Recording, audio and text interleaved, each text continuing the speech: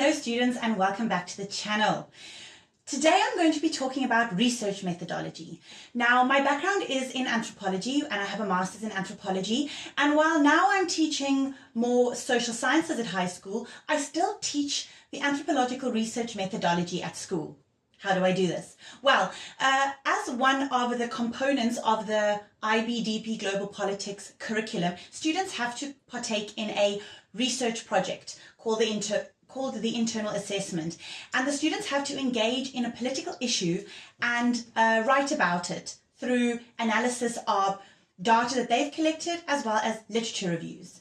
So I decided the best way for my students to be able to accurately gather this data was through using what we call in anthropology participant observation. Now, qualitative and quantitative research and the data that you get from this research is really valid in all kinds of social studies research, but I particularly like qualitative work because it really gives you an understanding into how humans tick.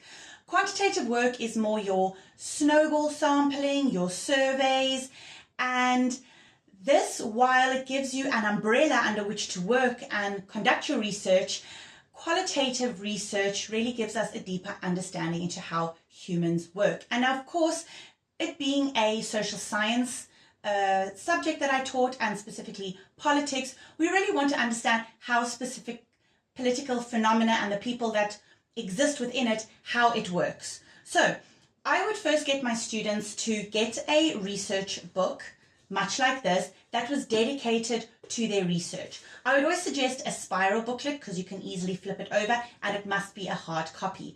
And I get them to have this notebook, and they'd always say, well, can't I use my iPad? The thing is, some of their research was going to be taking place in not the safest areas for iPads to be in. Of course, I wanted them to be safe, but for iPads, maybe not so great. They might be taking part in a protest. Are you going to carry your iPad with you? So while a lot of students have switched to taking notes on the iPad, I still wanted them to have a hard copy notebook and a pen with them. We begin with some techniques on how to sit and observe within your study field, and whether they were going to be looking at NGOs and their projects that they were going to be working with, whether they're going to be in protests, whether they were going to be working in organizations. That is their fieldwork site. So we would choose one, and we'd go as a group, and I would instruct them on how to write notes, and then they'd have to practice writing their notes. And you think writing notes is easy, but I'm sure you understand from taking notes in lectures, not as easy. So it's really a skill that they had to practice, observing everything happening around them, how people were interacting around the political issue of transport on campus or privatization of public spaces. And then we would come together and we'd discuss our notes. We'd understand how we fared taking these notes. Then we'd move on to understanding our role as the researcher in the space. Are we there to affect change in the space, or are we there to observe only? And in anthropology, it's very much this case of observing and not affecting change initially. Now, there's a lot of discussion within the anthropological fields on to what extent do we intervene if we see some kind of abuse happening. Now, of course, if you see something really drastic and violent happening, intervene, right? We're human beings. But in terms of wanting to change the use of public space that has been privatized back to public space, well, that's a fine line, okay?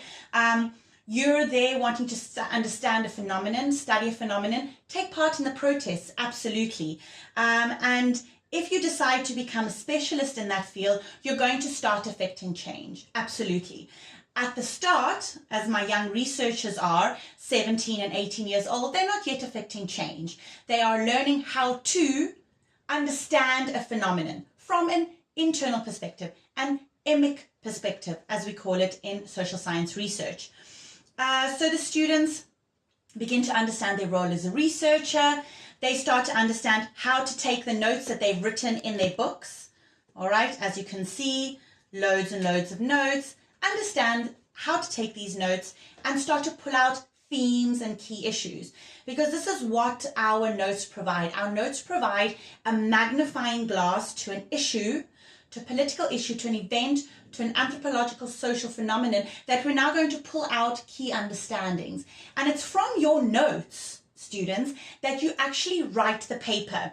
Yes, you're going to have complementary research that's going to be supporting your claims, but you're going to be making your claims based on your observations. So this is why note-taking is so important in social science research. Once we've done that, students continue referencing their notes, and this is where the big write-up begins, where you're going to be writing your paper or your thesis. I find research methodology so interesting because you're going to be encountering so many different ways that society engages with a political issue.